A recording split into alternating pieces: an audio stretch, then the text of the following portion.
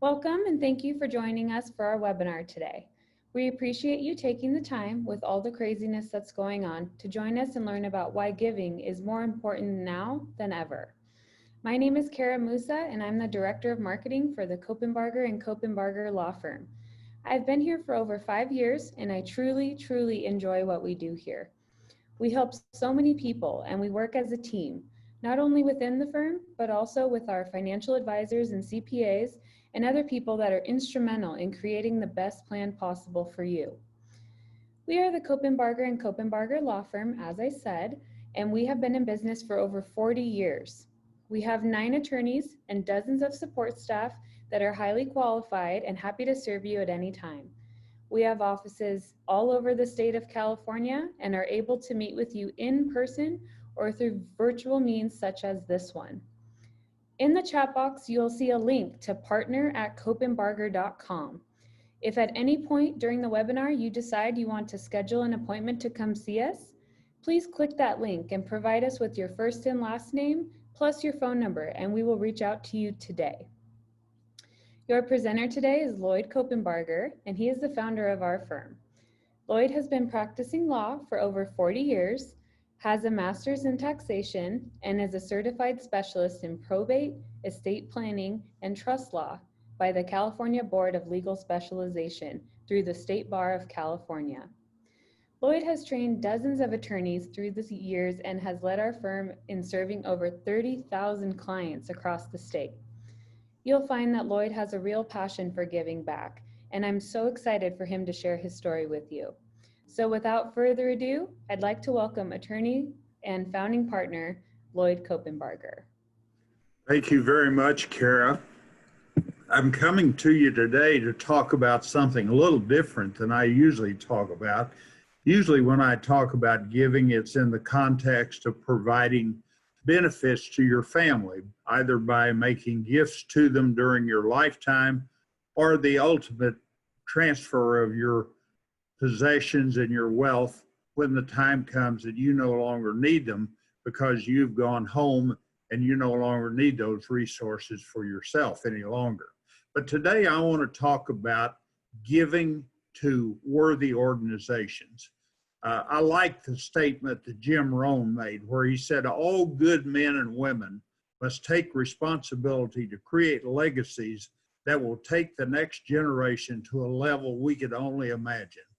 And if you've been watching the events of the last few months as we have dealt with this crisis, you realize how important it is that we leave behind generations that understand and appreciate the benefits that this great country of ours and our great system of government has provided for our parents, our grandparents, and for us, and make sure that that understanding of those benefits that this system provides are communicated to the next generation. And the only way that can be done is by supporting worthy organizations that understand these principles and present them to people in a form that provides a way for them to participate and understand that system and make it work.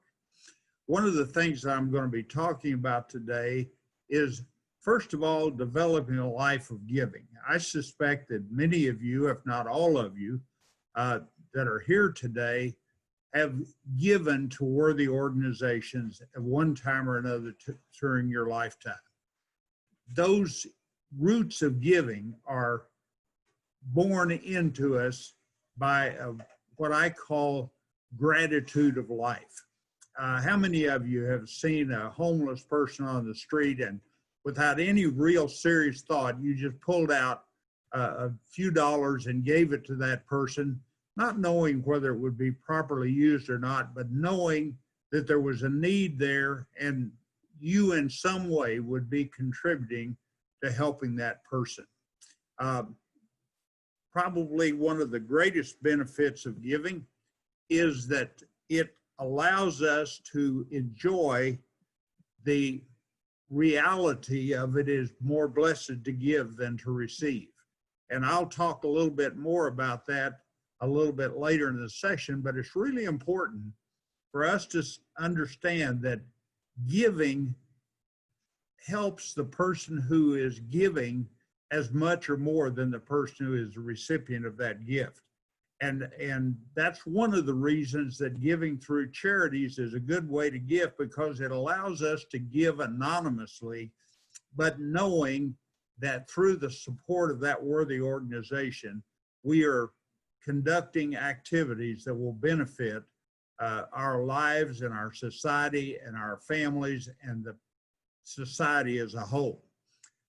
One of the definitions of charity is the voluntary giving of help, typically in the form of money to those in needs. Now, when you give to someone on the street corner, or when you give just in a Christmas pot like the Salvation Army has, both of those are giving. Both of those are charitable activities. The difference is when you give to a qualified charity, a charitable organization that is set up to raise money to provide help to those who are in need, the law encourages that by giving us a contribution deduction against our income taxes.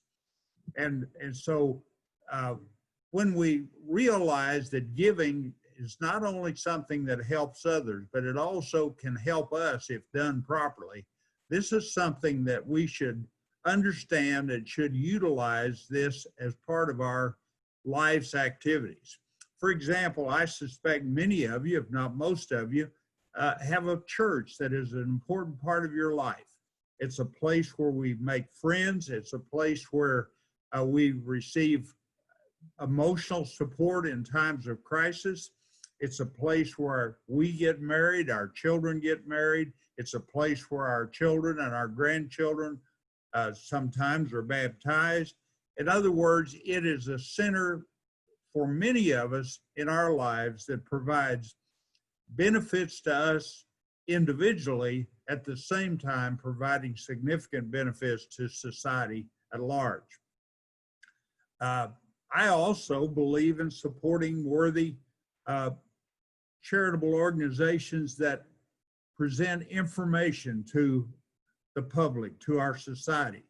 I have been the recipient of the benefit of a phenomenal education, both as a child in elementary school and high school in the state of Oklahoma. But as I sometimes say, I'm a sooner born and I'm a sooner bred. And when I die, I'll be a sooner dead. And that's because I attended the University of Oklahoma. And I'm very proud to be an alumnus of Oklahoma University of College of Arts and Sciences. And I also received my law degree from the University of Oklahoma. And so that is a very important institution in my life.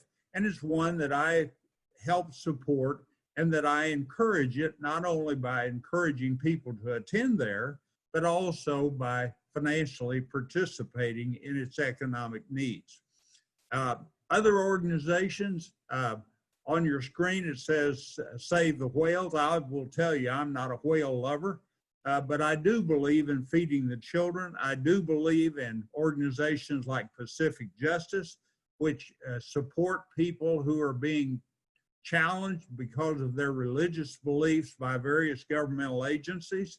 The Constitution guarantees that we have freedom of exercise of religion, but not all governmental officials obey that commandment that's in the Constitution. And there are actually people who would like to remove that protection from our Constitution. And so I support an organization called Pacific Justice that every day of the week is involved in protecting that freedom of exercise and freedom of religion that is so vital, in my opinion, to a successful society and to a successful country. And I'm not talking about any one faith or any one religious teaching. I'm talking about the right of each of us as citizens of this country to support the organizations that meet the spiritual and emotional needs of ourselves and our families. one of the real benefits of charitable giving is the scientific community tells it increases our own individual happiness. I can tell you that I've experienced that myself. My wife and I have a private foundation that we're involved in, and through that, we're able to contribute anonymously to a number of worthy causes. And even though people don't necessarily know what we've done, we know what we've done. And that brings a sense of satisfaction that I don't know how to describe it, except you need to try it and experience it if you haven't already experienced it. One of the other things that we're experiencing in our lives is this allows us to get our children and our grandchildren and now even our great-grandchildren involved in some of the support of organizations that we believe are critical organizations for the future of our country and for the protection of the rights and liberties that you and I have. The old saying, and it's not an old saying, it was said by Jesus in the Bible, it is better to give than to receive. And that act of giving gives us a sense of satisfaction that can be gotten nowhere else. Now, how do you give and why do you give are also motivated by the government. And one of the benefits of giving is if you give in a proper way, you end up with more money in your pocket than you would have had you not given. The law right now is structured so that people who make donations get extra benefits in addition to the act of giving and the act of supporting a worthy organization. Remember, you can't take it with you. This little cartoon makes it appear that you can, but you really can't. Whatever's in that U-Haul trailer will end up parked above this man's grave. He won't be able to enjoy it once he's left this life. And so we can joke about taking it with you, but the only time I've ever met anyone who took it with them is many years ago when I was a young attorney. I was hired to represent a woman who had passed away and who had left her estate to her church. And she was a woman from Russia, and one of her desires was to have something called a Pravoslavna Orthodox funeral. And she promised the priest at her church that if he would give her that type of service, that she would leave her estate to him. And during the course of presenting the evidence at that trial, one of her friends was a witness for me. And this friend had visited this lady. Her name was Neldakia. And she said, Neldakia, what are you going to do with your riches when you leave this life? And Neldakia said, I'm going to take it with me. And her friend said, no, Neldakia, when you pass, all you can take with you is the cross. And Neldakia said, yes, I'm giving it to the church. That way I can take it with me. And I've never forgotten that. I will never forget that as long as I live, because that was such a wonderful recognition of what she was able to do with her gift of what she had to the church that she loved and wanted to support. Now, there are several ways that we can give, and let me talk about them with you because it's important that we cover these things in more detail. First of all, we're going to talk about asset-based giving. Asset-based giving is when you give stuff instead of cash. When I was a child growing up on the farm in Oklahoma, we didn't have much money, but my dad was a tither. And when it came time to cut the wheat and take the wheat into the granary to sell it, he would set up two accounts. He would set up an account for the church, and he would set up an account for himself. And when the grain was brought in, 10% of the value of that grain went into the account for the church, 90% of the money for that grain went into the account in his name. He didn't have any cash, but he was able to give what he did have, which was wheat. And during the rest of the year, I can remember taking milk and eggs and other things to the church pastor to provide their needs.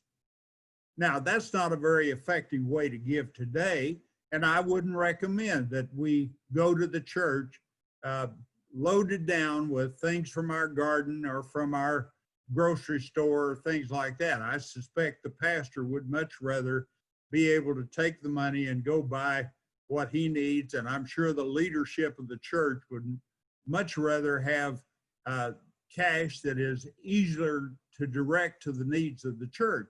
But the important thing to remember is that most of us have things. Few of us have much cash. I believe statistically it is shown that about 91% of our assets are in the form of things. About 9% of our assets are in the form of cash. And so one of the things that all of us should look at is what can we give that we have?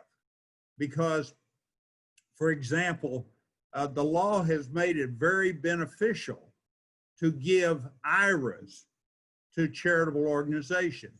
You don't have to recognize the income yourself, and the charity doesn't have to pay an income tax on that part of the IRA that would otherwise go to the government as deferred taxes.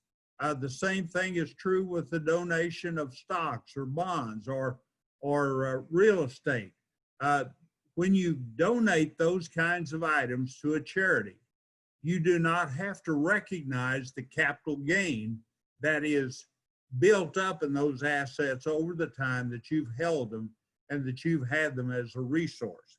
And so this is a way of giving that is very important for you to consider, because every one of us should think about giving what we have rather than trying to give cash, which many times will result in unnecessary taxation and is not particularly effective for the charitable organization.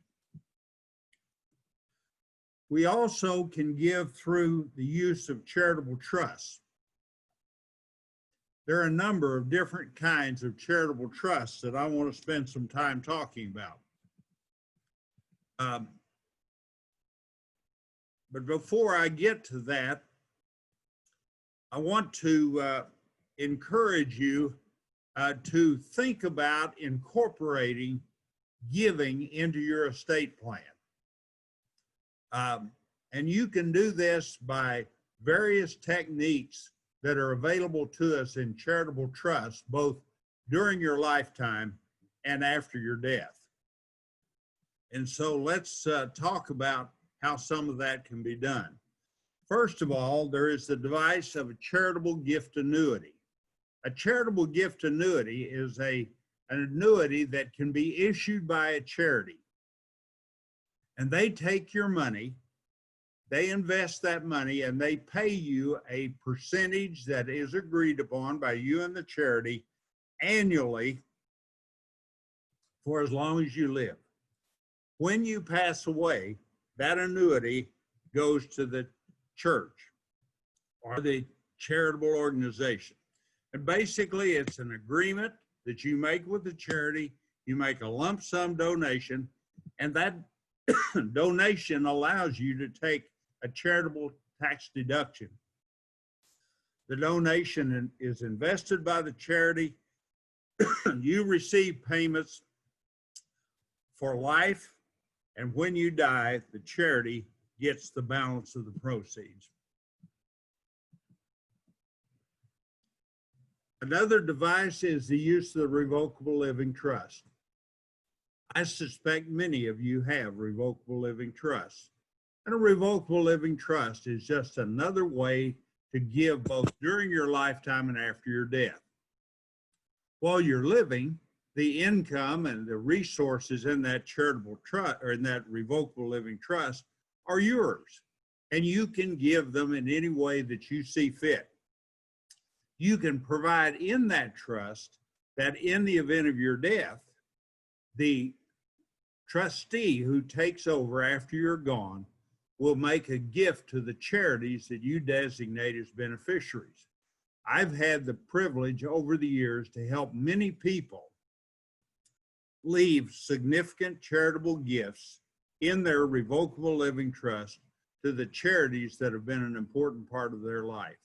And it leaves a message to your children that this part of your life was important, as well as providing them an inheritance.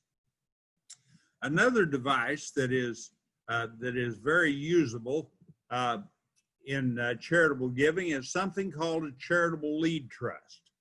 Now, a charitable lead trust is not well known and not well understood, and it's not something that anyone should even attempt to do without expert tax and legal assistance.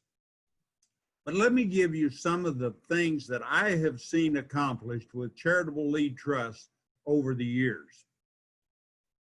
First of all, my first experience with a charitable lead trust was many years ago when I helped some people who had a substantial amount of stock in a company, Icy Hot.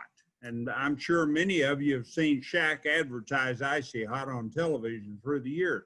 But these people were the people who helped develop Icy Hot, and they set up a charitable lead trust that provided an annual gift to an organization called Campus Crusade for Christ for a period of 20 years. At the end of that 20-year period, the stock in Icy Hot went back to their family, and by doing it in that way, they eliminated the estate tax that would have otherwise reduced the amount of stock that they owned, and it also provided support to an organization that they wanted to support and for which they had made a charitable pledge to that organization to provide them support. I've also set up charitable lead trusts for people who had property in what I call the path of progress. People who, back when I first came to California, the area around Chino and Corona was undeveloped. And some of you will remember back in the 60s when that was an agricultural area. But people back then who owned property in those areas realized that as Orange County grew and as LA County grew and as Riverside and San Bernardino counties populated, that property would become a great deal more valuable than it was at that time. And so they used charitable lead trust to transfer that property so that a charity received benefits during a period of time, and when that period of time came to an end, the property went nearly or almost free of any taxation to their family, who were then able to receive that property without losing half of it to federal estate taxes. And so these are a couple of examples that I personally have been involved in where the use of a charitable lead trust not only provided benefits to charity, but allowed families to perpetuate wealth to children and grandchildren, and in some cases even to great-grandchildren. Another very significant charitable trust is the Charitable Remainder Trust. Now, the Charitable Remainder Trust is much more widely known than the Charitable Lead Trust. And in many ways, it's just the reciprocal of the Charitable Lead Trust. But the Charitable Remainder Trust provides some very significant benefits to the person who creates it. For example, you can set up a charitable trust and you can transfer to that charitable trust appreciated real estate or appreciated stock or other assets that have a high level of what would be capital gain appreciation recognition if you sold it. And the charitable trust can receive it without having to pay any capital gains tax. The charity, the trust, can sell that property and invest it, and the investing of the funds provides an income stream to the people who created the trust. I recently created a charitable trust for a family where they transferred appreciated property to the trust.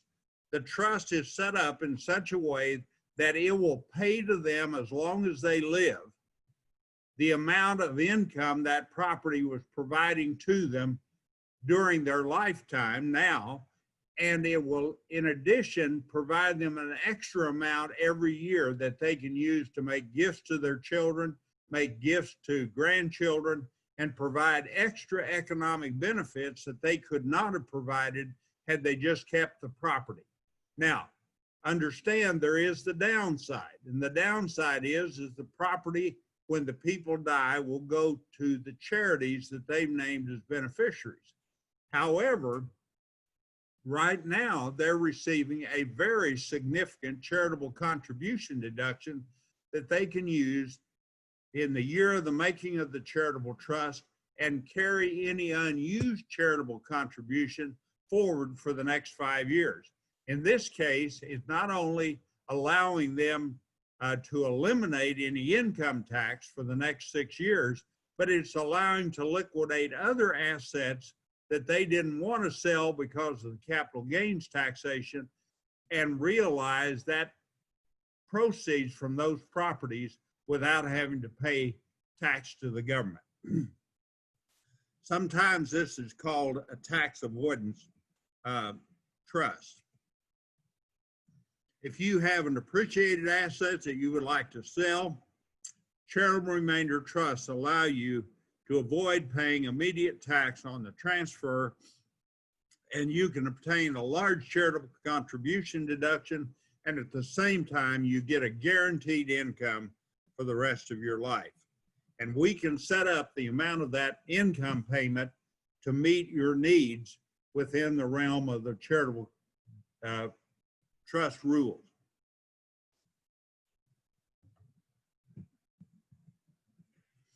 You can set up both the charitable lead trust and the charitable remainder trust in your estate planning documents and have them take effect only after your death if you prefer to do that. That allows you to provide benefits to children and other beneficiaries, and at the same time have the ultimate beneficiary go to a charitable organization when your child is no longer living or when the term of the trust comes to an end. I recently was involved in such a trust where a child was unmarried, they had no children and did not ever anticipate having children. And so the parents set up this type of trust to make sure that that child would be economically provided for as long as the child lived. And to the extent the balance of the contribution to the trust remained at the child's death, it would go to a charity that they had an interest in. There are several different types of charitable remainder trusts, and I'm not going to get into the details with them today. I would encourage you that if you're a person with appreciated real estate or with appreciated stocks and bonds, and you want to change your investment format, a charitable remainder trust is a good way to change the portfolio without recognizing a great deal of taxable income. Remember that whatever you do in your estate plan is unique to you. And so it's something that you need to carefully work with your professional advisor to make sure that the plan is comprehensive. The one mistake I see people make consistently is they create a plan that really doesn't reflect their true wishes because no one asks them the questions that are needed for them to make the decisions that they really need to make. Remember, your estate plan is not about money.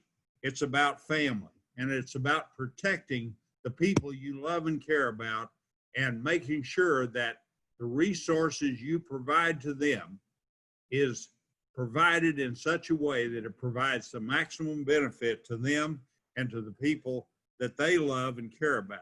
One of the things that people sometimes are unaware of is that in a revocable living trust, you can provide protection for your spouse so that the estate is not subject to creditors in the event of your death, and so no one can take the inheritance you want your husband or wife to enjoy for the balance of their lifetime away from them. You can make sure that the inheritance doesn't end up in the hands of a second wife or a second husband. You can make sure that the inheritance that your children receive will not be able to be taken away from them by a divorcing husband or wife, or by a lawsuit, or by bankruptcy. In other words, it's extremely important to remember that planning is all about protecting the people you love and care about. And one of the things I would encourage all of you to be is think about being a modern day Robin Hood. Take away from the government and give it to the people and the organizations that are important to you. And remember, this is not a crime. The sheriff of Nottingham will not come after you. The sheriff of Orange County will not come after you. The government encourages you to make these kind of gifts because the government recognizes, or at least it used to recognize, that people who donate to worthy organizations exercise enough supervision and control of those organizations that the money that's donated to them is usually well spent and does more for the benefit of society than donations to the government through taxes does. And so I would encourage you to remember that. And I like the idea of getting income tax and tax benefits while giving. I suspect you do too. And so you need to ask yourself these questions. Do I like the idea of getting income and estate tax benefits when I give? Do I want to minimize income taxes and retain an income stream for my lifetime? If the answer to those questions is yes, then we're here to help you develop a plan to accomplish that. Remember, we're here to answer your questions, number one, because these are important decisions. They have significant economic impact on your life and on your financial resources. It's important that you know as much as you can before you make a decision in this area. Also, I would encourage you to invite your friends and family to our next webinar. We try to present information on a lot of different subjects to our clients and to their friends and acquaintances. And if you found this webinar helpful, let me encourage you to share it with other people and tell us what your opinion of it was. Now, I've finished a little bit early today. Perhaps there will be questions that people will have that they would like to ask. If you do, if you'll text that in to Kara, I will stay on the line and answer those questions for you. Hopefully this has been beneficial to you. It's the first time I've done it, and I'm really excited about this concept of legacy. Maybe it's because of where I am in life, but I think it's more than that. I think each one of us has an innate desire to provide for the people who come after us, to leave this world a better place than we found it, to have an impact so that the people who love us and care about us will remember us as people who were broader than just narrow interests, that we had a desire to improve everything around us, including the institutions and the circumstances of our society. And so this is a very important issue, and I would encourage you to consider making it a very important issue to you. And so if you have questions, please send them to Kara. I will stay on the line. Kara, maybe you will have some questions that I can answer. All right, thank you, Lloyd. Again, we would like to thank all of you for attending our presentation today and truly hope you received valuable information that will help you and those you care about most. Remember, you worked hard your entire life to build what you've got, and whether that's a little or a lot to you, it's worth protecting. If you need assistance with any of this planning, we are offering a complimentary consultation and 10% off your plan if completed by the end of the year. As a reminder, we will also have financing options available. Finally, and most importantly, because you joined us today for this webinar, we know that you care deeply about charitable giving and that you likely belong to an organization or church whose members could benefit from this information. We have a really unique way here at Cope and Barger and Cope and Barger to help support the charities and nonprofits that are making a difference in our communities. If you're interested, we can host a similar educational webinar for your church or nonprofit organization. It's a great way to help the people you care about get their estate plan in order while financially benefiting the churches or nonprofits that matter to you most. If you would like to learn more about setting up an event, please contact our office at 800-244-8814 or email the link in the chat box, which once again is partner@copeandbarger.com. Remember, if we didn't get a chance to answer your question today, we will most certainly answer it during your complimentary consultation. Our team will be reaching out to those who attended today to offer that in-person or virtual consultation, as well as the opportunity to receive the discount on your estate planning. Lastly, we want you to know that we are here to help you through all stages of life. Lloyd has had a phrase that he's used for years, and that is, if your attorney isn't there when you need them, then you don't need them. Have a wonderful rest of your week, and thank you so much for watching.